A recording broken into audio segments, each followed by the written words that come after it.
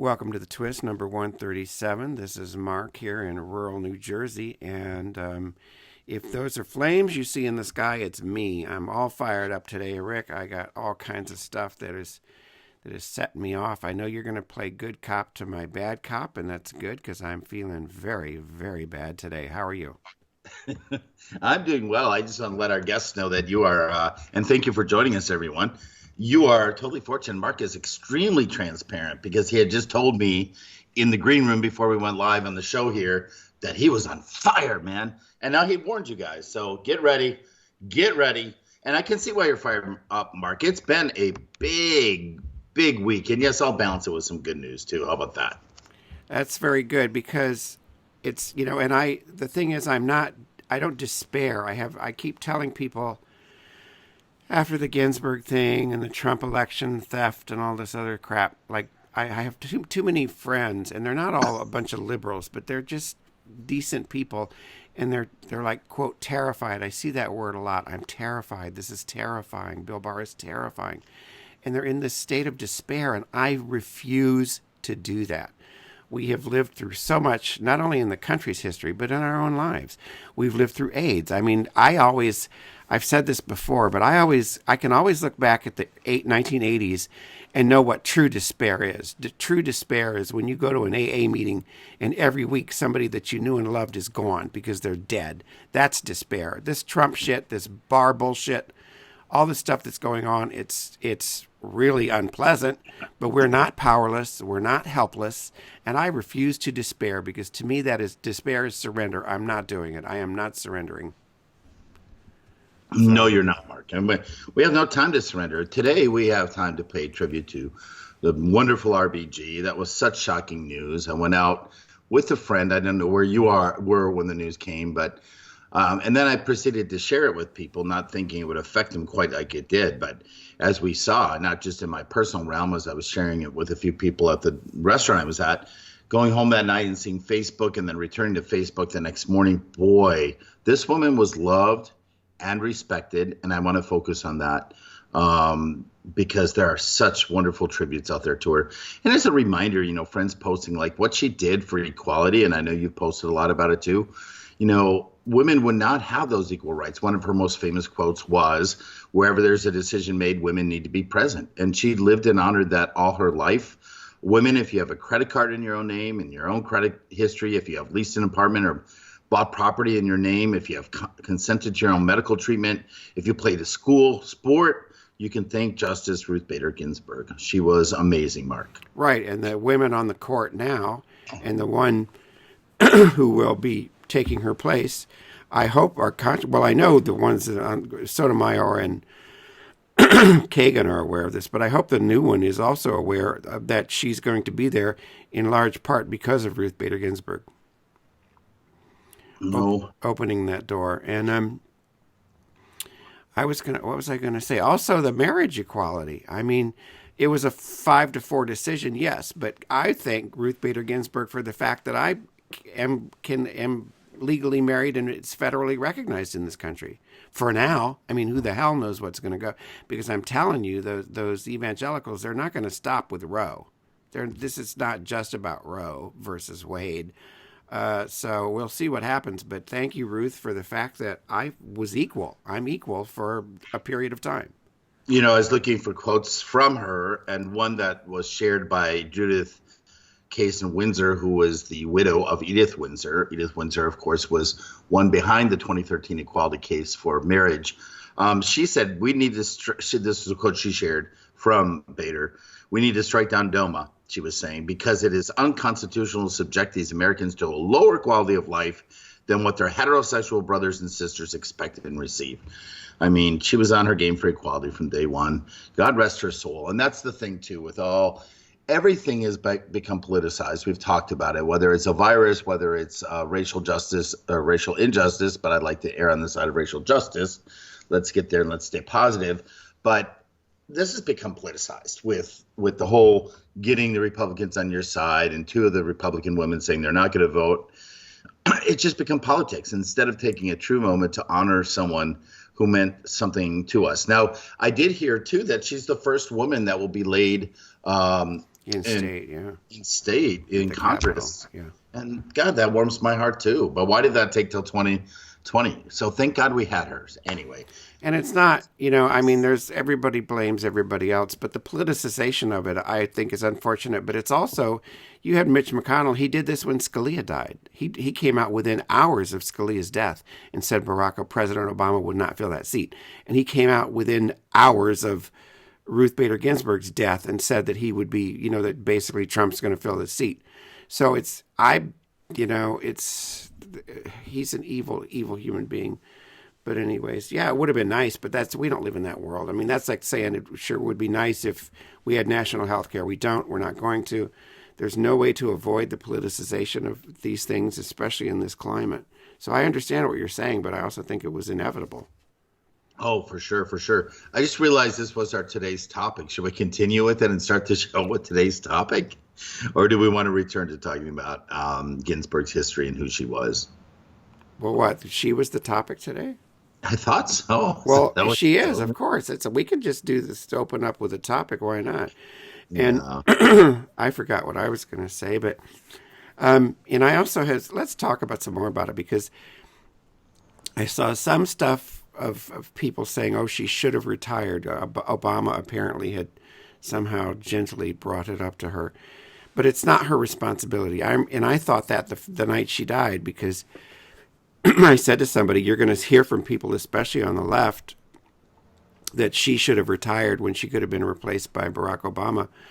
But it's not her responsibility. I said it was our responsibility to make sure that Donald Trump did not get into the White House, and we failed. It was not her responsibility to live and live and live on or retire. It's putting that on her, I think, is bullshit, and it's unfair, and it's unkind, and we're the ones who fucked up, not Ruth Bader Ginsburg, by staying on the court too long. That's absolute bullshit. That's a very good point. And again, staying in the positive side of things, I just love that people are posting we have to not just carry on the fight, but we have to be the fighters. She can't do it solo.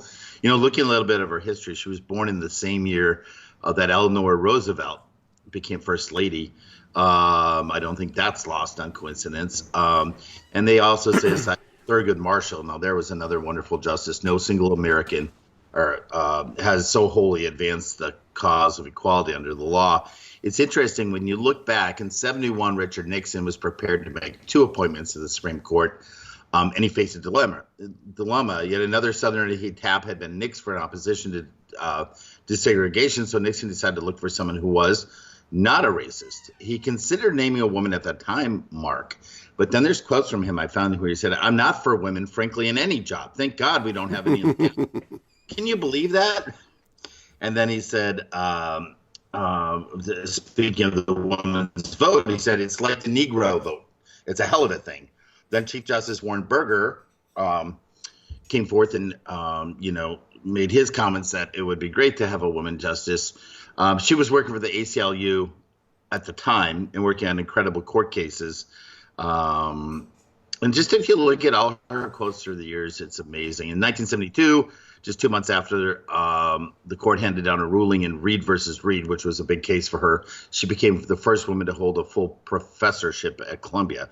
So a lot of firsts in her lives. When we talk about breaking that glass wall, she really was doing it way back then. And you can go forward to her things until all the way through Clinton appointing her and her taking it very seriously. She said she's always wanted to sit on the Supreme Court. And so that's crazy. Now, looking at our time, I just want to say one more thing.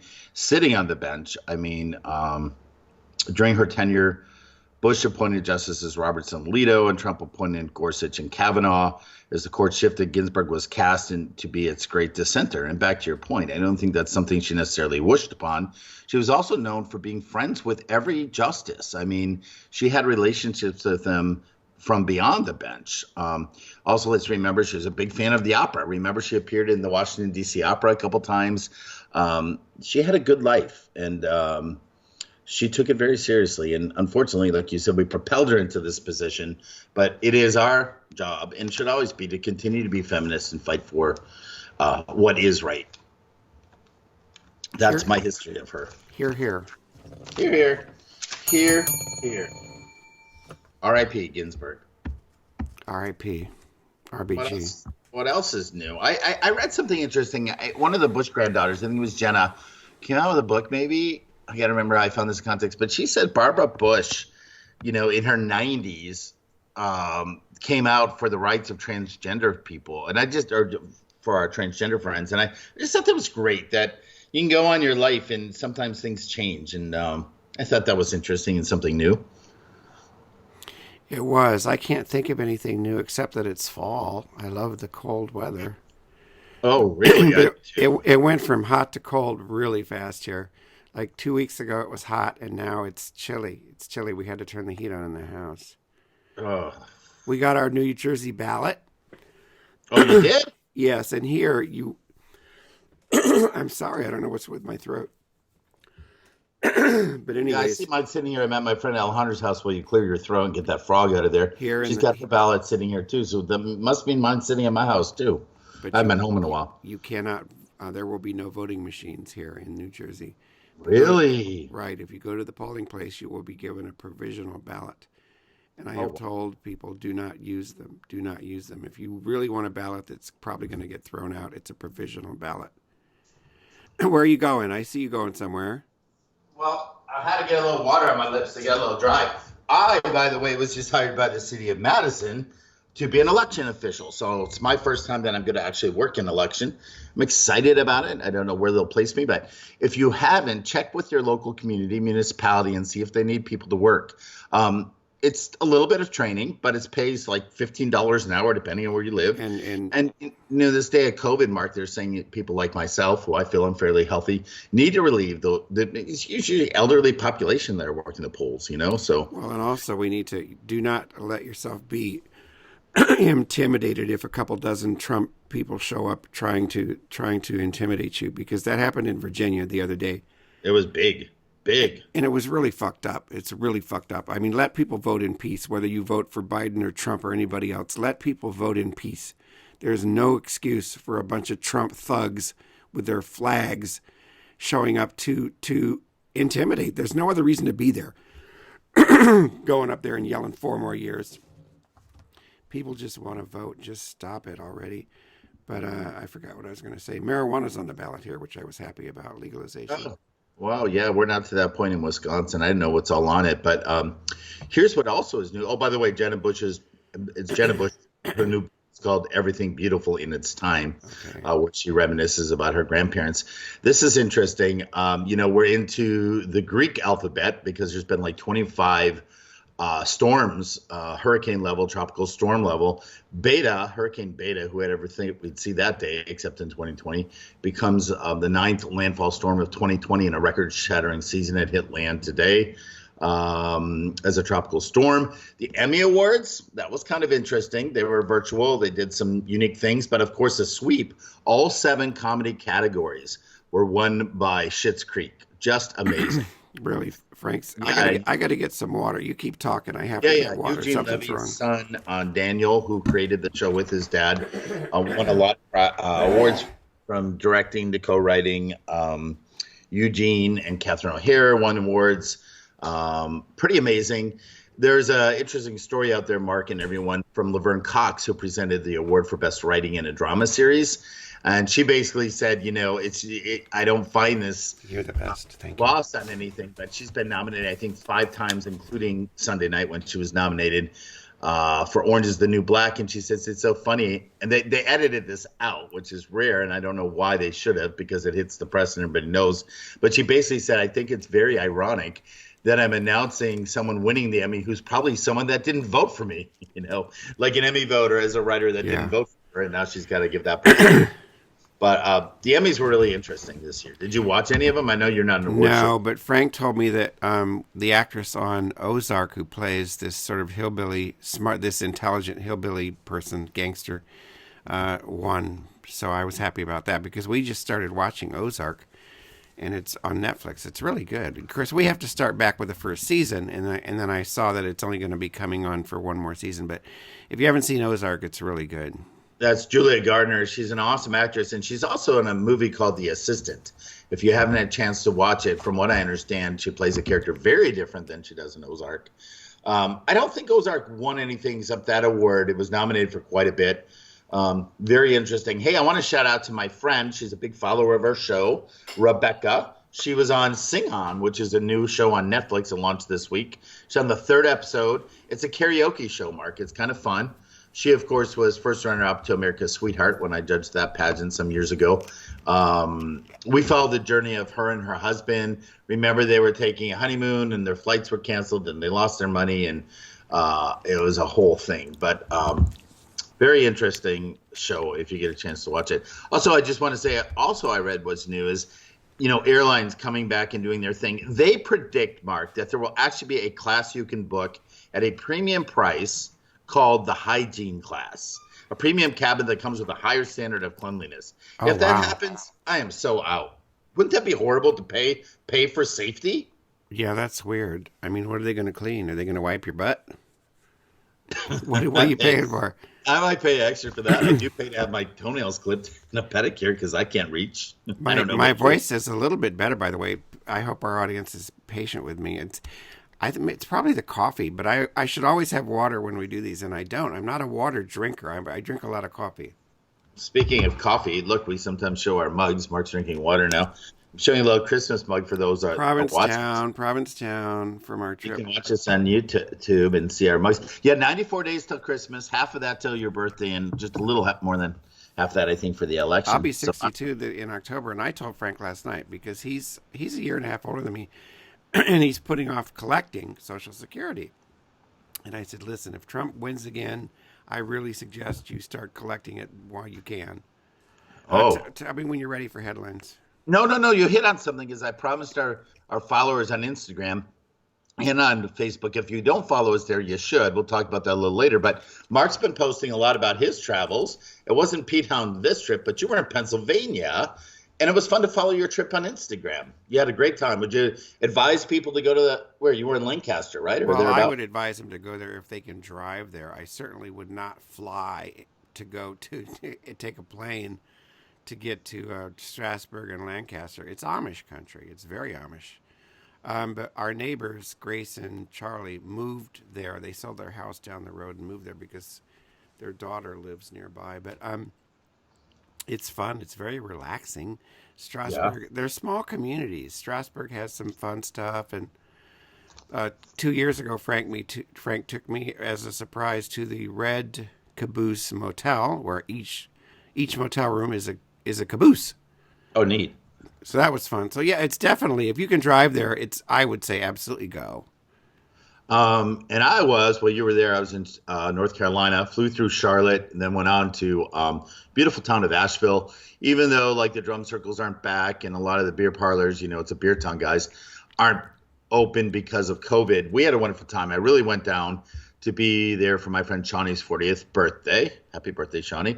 And her husband Paul's happy birthday. Her husband Paul brews his own beer. So I was privileged to start my morning at their dining room table, which is actually has been converted into 8 tap beers. So I could start my day with a coffee stout for breakfast and end my day with a hibiscus cider.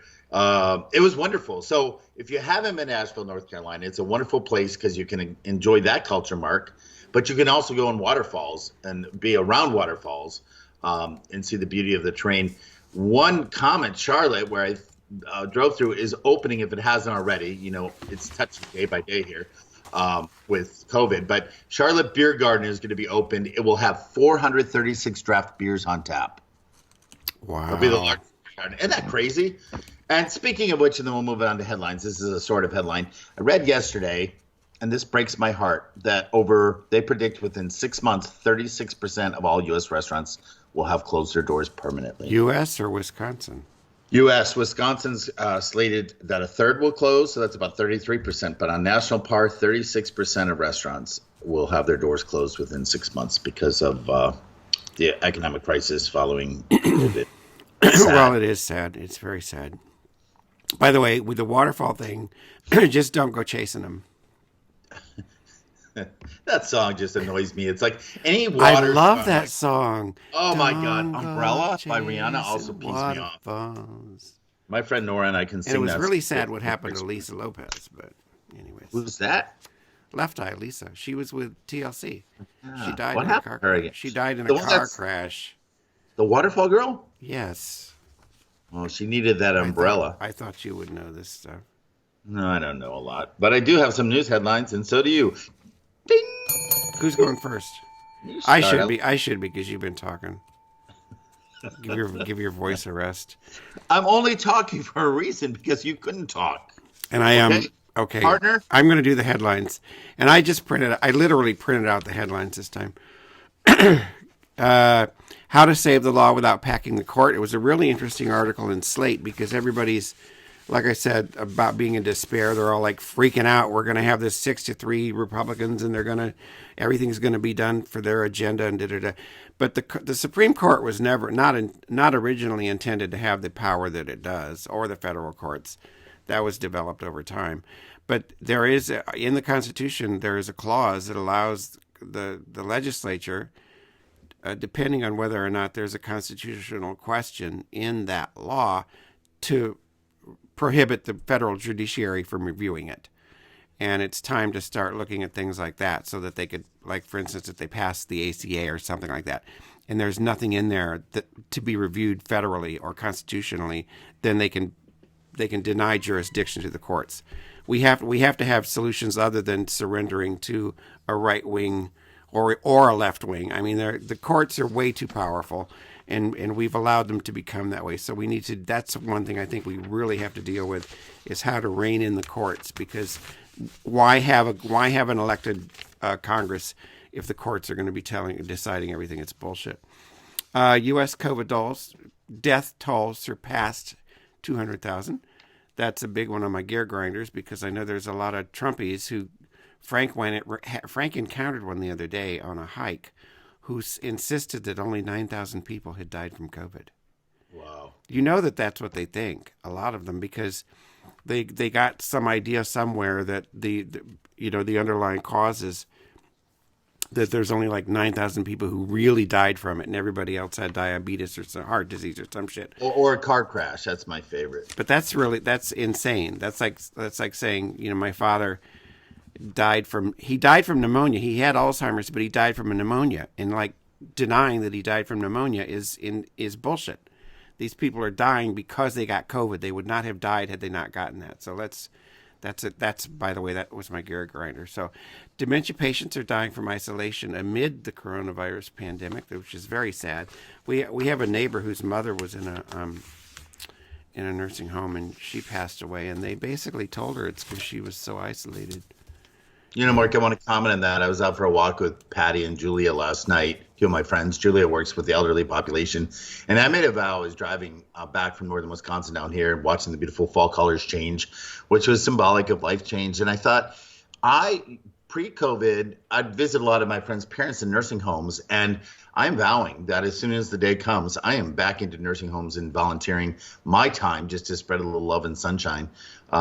Because it is, a lot of people, the opiate recovery community, any recovery community, as well as the elderly people, dying literally of loneliness. And that's because of COVID. Sorry, it is. You can mentally die of COVID too. Sorry. Oh, sure. Yeah.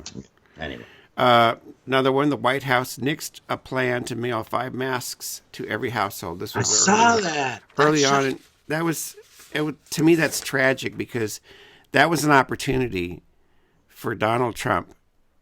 And it would have worked. It would have really helped his reelection prospects if he had done that. To be a leader, to mail these masks out, to say, everybody, we need to do this for a couple of months. He refused to do it because he's an evil, evil, horrible man. I don't know why he hates masks, except that he's afraid it makes him look like a pussy. I don't know. But they had this plan and they didn't do it. And here we are, 200,000 deaths later. The U.S. Census reports 980,000 same-sex couples in households. We were one of them. I was happy about that. Oh, I didn't know that. That's cool. Yeah, I think there's more than that, but these are just the ones, those of us who admitted it on the census. An ex-fixer for Trump links the Falwell's endorsement in 2016 to suppression of the photos. One of the things that I have been taking pleasure in is Jerry Falwell Jr.'s downfall. I think he's a wretched man. I don't care if he wants to watch his wife getting fucked. That's his business.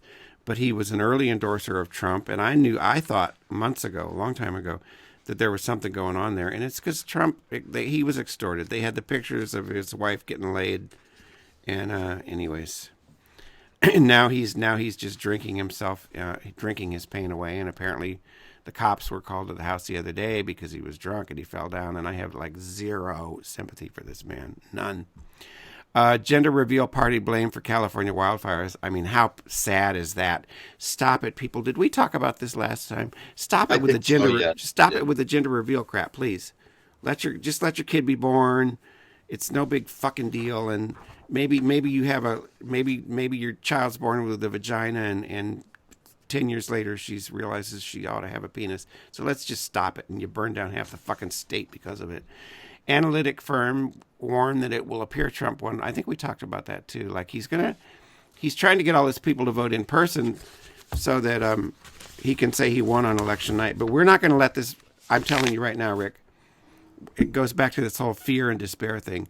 We are not going to allow this election to be stolen. We are not going to allow the Republicans to stop the vote count the day after the election. We will not put up with it. We went through it once with Gore and Bush. We accepted it. Gore was gracious. We moved on, but we will not accept it. It will not be tolerated. So you mark my words. We're not rolling over for these motherfuckers at all. Mm-hmm. Mm-hmm. No, I hear you. Life on Venus. That's a story. No reaction. No reaction from the good cop. The good cop's giving that reaction. It's like, wow. And then I'm like, oh, how do we make this segue? Drink your water, Mark. Okay. Can I have my voice back? Yeah. There's mint or something in it. It's weird. Oh, let me see the bottle. No, Frank fills them up. He takes the, he's reusing the water bottles, which is great, but I can't, there's some weird flavor in it. Okay. It's not alcohol. Let's hope it's not a repeat of arsenic and old lace. Frank's not upset with you, is he? No, not at all. And he wouldn't inherit very much anyways. Life on Venus. Venus is long covered by clouds, so it was hard to tell. We had some space probes really know what was going on the planet, but now they say there may be life in the clouds, so they are working on sending out robots to do a little more studying to see if we have micro. They always say life on Mars, and they don't, or life on Venus. Like immediately I read that headline and I was like, oh my God, I have a brother or sister out there, but it's not that. It's just and Venus and Mars are all right tonight too. Is that another song? I'm seeing if you catch my little things. Well, I'm assuming it's a song, and I hope they didn't die of a car Paul crash. McCartney and Wings. Venus and Mars are all right tonight. Go ahead. Anything that relates to the Beatles, God forbid, I'm going to lose a lot of viewers. We might lose listeners. We might lose half of them. Mark, not a Beatle guy. Are you a Stones guy? No. You're too young to be any of them. No Aerosmith, none of that. No. You know who I like? Gaga. She was on CBS. ABBA. Who'd you like as a kid, though? ABBA.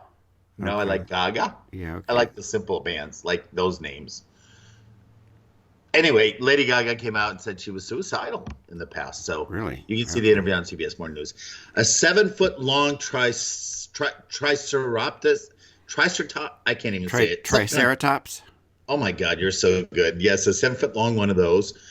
Skull. The skull was 7 feet long. Has been unearthed in South Dakota. Missouri College has announced. Students and a professor from Westminster College excavated it while they were out there. They were shocked to find it in the Grand River National Grassland. Pretty cool. The skull weighed 3,000 pounds, Mark. Oh my God. There was life right here. That's really big. That's crazy. Well, thank you. Thank you. You're welcome. That was big. Those are my top headlines. Some of the other ones I shared earlier in the show when I said, what's new? Let's jump to the grinder, since you kind of had your grinder moment already. But so you want to go a little deeper on this? What was it? You said you were like about people saying that they didn't die of COVID, they died of something else. Oh yeah, it's really just a continuation of the whole Trump cult delusion and denial, and I just can't stand it. I want to live past this. Yeah, 200,000 people have died. I was pleased, not happy, because that's the wrong word, but when at least the national news, because I know that people who support Trump and Republicans, they really don't watch MSNBC. They don't watch it. So you and I, those of us who do, and I watch it sometimes, but I'm not. It's not my only source of information. I don't want it to be, but I know they don't watch it. But they do watch. A lot of them do watch. Still watch. Thankfully, NBC, CBS, and ABC. They watch the nightly news. A lot of them. So I was really happy that at least that mainstream, quote, mainstream media is reporting that 200,000 people have died. And they were talking last night on I think it was Lester Holt, about, people who put forward ideas about how to memorialize them. One person wanted a forest, like a tree for everybody who died. And did you know that if we read out their names like we do with 9/11, it would take a week? Yeah, a name every 3 seconds, a solid week to read the names of the dead. So my gear grinder really is like, stop acting like this isn't happening. And I know they want to distract us with the Supreme Court and all this other crap, but we're 1,000 people a day are dying. And who are we as a country that we just want to like act like that doesn't mean anything? Doesn't matter, and it isn't happening. A lot of people think it's not happening, and I don't know how we are ever going to get past it, but we will eventually. 5 years from now, certainly we will be past it. But that's it. I've had enough. I won't live in the delusions anymore. And I know too, I guess this is part of it, and then I'll stop, is people don't want to be political on Facebook. It's like, oh, I don't want to do politics on Facebook. And when are you going to be political? Are you going to say anything at all when Roe is overturned, when Obergefell is overturned? When is it gone far enough that you're at least going to say this is wrong? I mean, Facebook. What's weird too is that Facebook. People think that Facebook is not political or they don't want to be political, but it's extremely political. It had a lot to do with Donald Trump getting elected. Facebook, whether you want to be political or not, Facebook is very political. So it is, as a matter of fact, a couple comments on what you said that kind of, and then I'll move on my gear grinder. Facebook, I don't know if it's on this morning, but it was last night. Their logo on Facebook, how the Facebook logo comes up, is Ginsburg inspired. Have you seen it? No, I saw it because you shared it. Yeah, the B is the gavel. The OO is her collar that you get from an African nation. Kind of interesting. You bring up a good point about lists of names, and I was talking about the Emmy Awards. It doesn't really grind my gears because they always do the tribute to those we lost this year. And, of course, a lot of names are left off. I did post some of those names. I shared it from another friend that had posted some of those names. Lee Bell, however, is a friend of mine who passed last year. She created Young and the Restless and Bold and Beautiful. I should say she produced them both, co-created Bold and Beautiful with her husband, who deceased some years ago. I just think, and then there were a lot of stars. My friend Marge Doucet, who was an actor on the soaps, a lot of other soap stars dying, and they never represent daytime drama, and they should, even though it's a separate ceremony. So heart and soul to those folks. RuPaul actually won an award and dedicated it to Chi Devane, who happened to be from Shreveport, Louisiana, contestant and winner on the late Drag Race. He won for that show. But I was, taken aback this morning thinking that Chi-Chi's name wasn't even in that list. So speaking of lists of names, and then a comment on COVID. This I have to share. My friend Haley took a picture of it. She and her husband Morgan were in the airport, I believe, in New Orleans. And one of the warning signs there about washing your hands, Mark, it's so clever. It says, wash your hands like you just ate crawfish and you need to take your contacts out. That's very funny. But my gear grinder is selfies. I don't know about you, but when I see people take selfies, one of the things in life, if you talk about my pet peeves, is vanity. I'm more of a humble person. I do sometimes maybe drop names a lot or talk a lot about my accomplishments, but it's by no means in a vanity way. It's just a means of putting things in context and saying, hey, I know these people because I did this work and I worked hard and I'm proud of it. And I do have something to offer in my career and profession. And sometimes I feel that's a counter attack to the millennials who I feel don't give a shit about what I've accomplished in life. Nonetheless, vanity has always been one that upsets me. And when I see people taking selfies, it's just total vanity. I do it. When I take a selfie, I'm almost embarrassed to do it. I just snap it and go, usually because I want to show a waterfall behind me or a brew, beer being made or something. But selfies, Mark, selfie sticks. Selfie sticks are like hideous. It's like, oh my God, please go away. they kind of came and went, but you still seem pulled out. And I just, I don't need to say anymore. If you don't like selfies, your gears are grinding now too. If you're okay with them, you won't find it to be a true gear grinder. What I do is I hold it out. I won't look at the camera, so it looks like somebody else is taking the picture. Oh, I love that too. That's my little trick. I didn't know. I thought I was the only one doing that. No, trick. I do that. But it'll be like if I'm podcasting with you and I'll take a little picture and put it on Facebook, podcasting with Rick. Yeah. It's not because I don't do selfies for the sake of taking selfies, because why? And I've always never really wanted to be in a lot of pictures. It's like, I know what I look like. I don't need to take pictures of myself. Yeah, and I'm like the type that looks in a mirror and I'm like, God, I think I'm a half decent looking person, and then I look in the mirror and I'm like, oh boy, I'm not even halfway looking, because what's that? At least you're honest. You don't think I'm good looking? No, I do. Of course I do. Anyway, but I laugh because then they get filters on them, like that new filter that makes everybody look like a freaking cartoon. It goes like this. But I love my friend Alicia Bowen. We were working the DNC. We were on a little boat ride when we finally could, be out and about with people. And my friend Donna and I, Donna, we were just watching our generation looking at the younger generation. She was just like for 10 minutes in front of the boat as we're driving by major landmarks and, natural wonders with the sky changing into night. And she's posing for vanity shots. Now, I'm not gonna lie, Alicia looked great when she posted them. But one comment about it, though, when I was looking why should we like selfies? Well, there's a new thing that out there, Mark. They're saying a selfie can help determine your condition of your heart. And you can look up this story, guys. You're big people, but it's something like you take a picture of your face 4 different ways, and there's an algorithm that they use to determine how many blood vessels are narrowed and if you have heart disease and stuff like that. So maybe the idea of a selfie isn't bad in a medical setting. So that's my gear grinder for today. Ding, ding. I had one last headline, by the way, because I saw it this morning. Mike Bloomberg. I used to really be pissed off that he got a third term, because the voters had said no. But anyways, he is donating, I think, $6 million, something like that, to pay off the fines of felons in Florida. Because I don't know if other people know the story, but the voters in Florida overwhelmingly approved a referendum, whatever it was, to allow felons who had done their time to vote again. I think disenfranchisement of felons is horrible when they've served their time.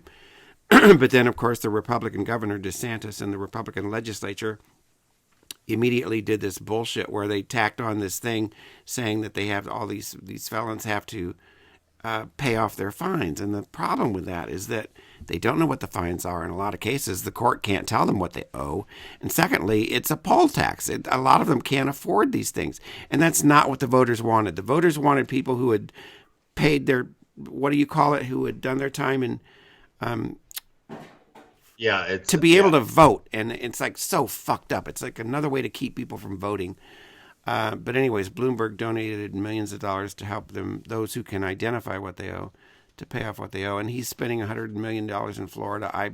Thank you, Mike. I love you so much. Is he spending anything on Biden's campaign? Oh, he is. He's spending $100 million on ads in Florida for Biden. Biden. Oh, is that what you're saying? These all tie in with that? No. They're two separate things. The felons is one thing, but he is also committed to spending $100 million on television advertising in Florida to defeat Donald Trump. God bless him. Yeah, I saw after Ginsburg died, more money came into the Biden campaign, surpassing what's coming to the Trump campaign. I found it interesting in Wisconsin. They're saying it's 60% Trump right now. Biden was here yesterday. Joe Biden's campaigning virtually this week.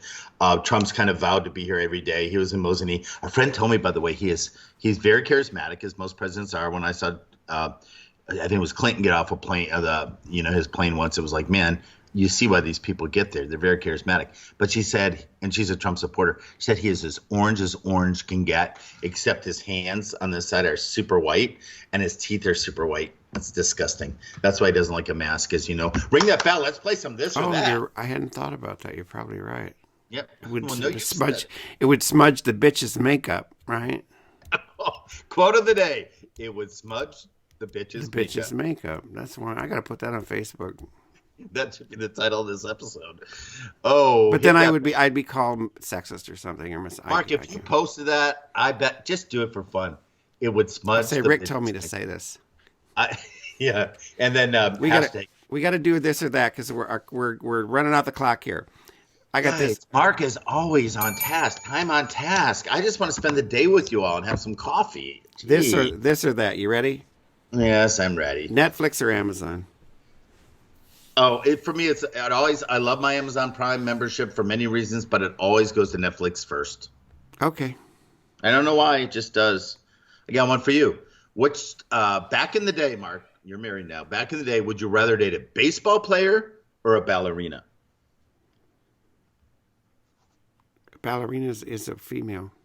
A ballet artist, the male version, whatever it is. I'm gonna say the ballet because there's some flexibles going on there. Boop, boop, boop. They got the booty and the flexibility. Yes, and they got great bodies. I think a baseball players these days is like steroid freakazoids. So no.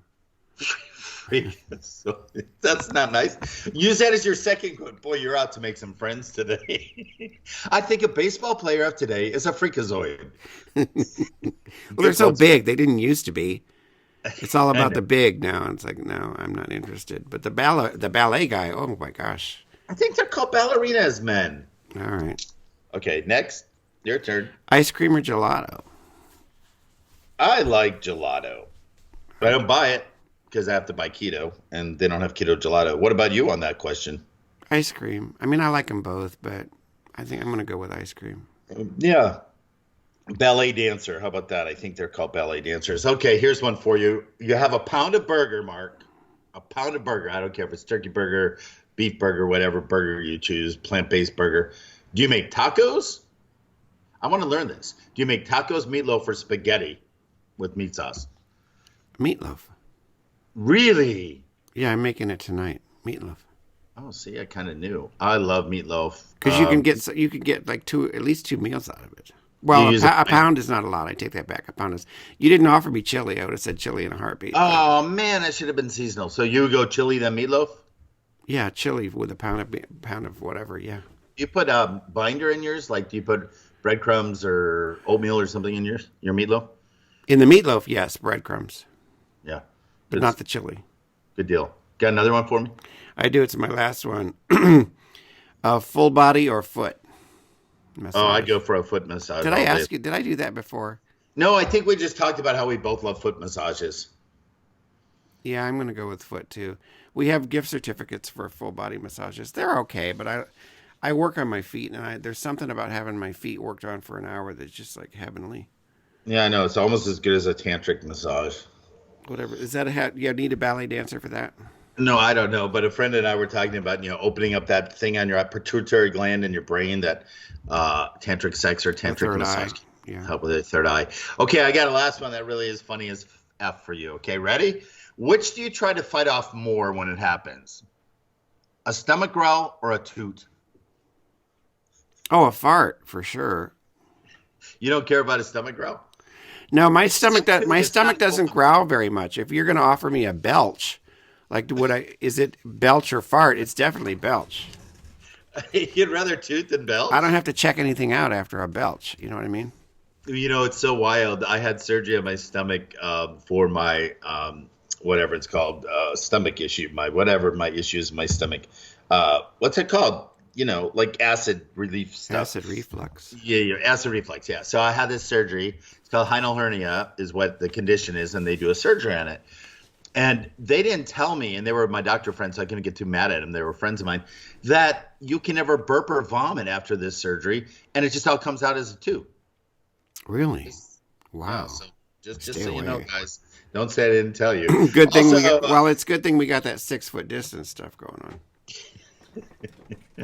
Do not get any closer. I love it. Mark, you're looking at the positive. You're the good cop now. I am. Now, we ready for our final quotes? Yeah, I just want to remind everybody, as I said, to follow us on social media. Check us out on Instagram. Check us out on Facebook. Kind of funny guys. We like to share stuff with you. And I want to say, hey, as we're getting toward Christmas, a shout out to my friend at Cocoa Buck Chocolate, Vata. She's making an Earl Grey chocolate. She just came upon it. It's really a London fog chocolate. You can order online. She's been voted some of the best chocolate in the world. And she's here in Madison on East Washington Avenue. And just an idea for Christmas. If people love London Fog, go ahead and buy it. I'm going to post a picture at least once a week, Mark, on Facebook and Instagram about ideas for Christmas. How's that sound? Or Hanukkah. I like whatever. it. I like it. Okay, quote time. I'll go first. My quote has to do with the Supreme Court. Now, President Andrew Jackson was really quite a racist and a horrible human being, but I didn't want anybody to think I'm quoting him because I respected the man. But he has to do with the Supreme Court. John Marshall was the Chief Justice at the time, and he obviously handed down some ruling that Jackson was not pleased with. So Andrew Jackson said this of that ruling and that justice: John Marshall has made his decision. Now let him enforce it. Oh, something to keep in mind if you understand what that is all about. The Supreme Court, any of those courts, I'm sorry, I'm going to editorialize now, but it goes back to how fragile our democracy is and how much of what we believe in requires an acceptance by us as a people and a community and a population and a country. These things only have the force that we allow them to have. And we're headed in a direction where I think the courts are going to be seen as illegitimate. It's really dangerous. It's really dangerous. But ultimately, the Supreme Court can't enforce anything. They don't have an army. They don't have guards. They don't have a police force. So it all relies on our collective acceptance of their legitimacy. And we're in trouble. I'm going to stop there, but we're in trouble. And we saw it coming. I mean, appointments to the federal courts, et cetera, et cetera. And then even talking about the upcoming appointment, let's follow Biden's footprint and let everybody know, we're selecting a woman. Anyway, it's I just find it interesting that he's talking about constitutionality and determining whatever in the courts and blah blah blah. I agree with you. My quote is actually from Biden about Ginsburg, and I really like it. It ties in with what we talked about earlier on the show about carrying the torch, but not only just that she passed the torch on to us, we should be side by side with Ginsburg, having carried the torch for some years. I was never in her position, but I will tell you I'm a staunch feminist, and so much of my life has been devoted to equality of gender. And I respect this woman tremendously. It's a quote from Biden. He says, audience and Mark, he says, "This nation will continue to be inspired by Ruth Bader Ginsburg, but we should not only be inspired by her, we should be guided by her." Very Take good. action, folks. Good quote. Yep, thanks for listening to the Do show. not despair. I'm not a Bible guy, but fear not. Those two words have always been part of my repertoire. Fear not. Fear not. Fear not. Mine is, if you want to be bold, Hebrews 11:1, which says we walk by faith, not by sight. Right? Hold the faith, guys. Right. Hold the faith. We'll be back next week and with another twist, and it's good to get together and talk about all this crazy stuff. For sure. Hey, reach out to my friend Hillary too, by the way. She wants to be interviewed on your show. My friend Hillary. Do I need to hook you up in an email? Yeah, she wrote please. that book. Yeah, Okay, send me an email. right now. All right. Okay. Bye. Bye, everybody. Yeah. Have a good day.